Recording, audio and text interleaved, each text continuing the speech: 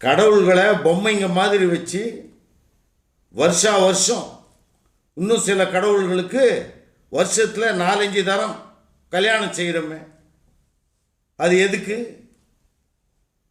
சாமிக்கு உண்மையிலேயே பொண்டாட்டி தேவைப்பட்டா போன வருஷம் செஞ்ச கல்யாணம் என்ன ஆச்சுன்னு கேட்க வேணாமா?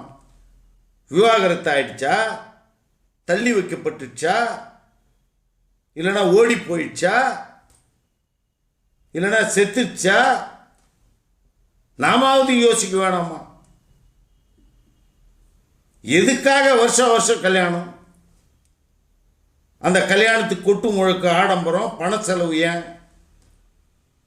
சாமி கல்யாண சமாராத சாப்பாட்டை எந்த ஜாதியார் சாப்பிட்றாங்க தெரியுமா? கண்டபடி பதார்த்தங்களை பாழாக்குறது எதுக்கு? இந்தபடி வருஷத்துக்கு எத்தனை உற்சவம், எங்கெங்க உற்சவம்? இதுங்களால மக்கள் இதுவரை அடைந்த பலன் என்ன?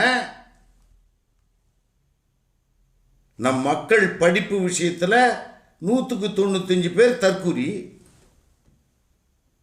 நம்ம நாடோ உலகத்திலேயே ரொம்ப ஏழையான நாடு அப்படிங்கிறோம். ஒரு மனிதனுக்கு தினம் சராசரி 2 ரூபா கூட வரும்படி இல்லை அப்படின்னு சொல்கிறோம்.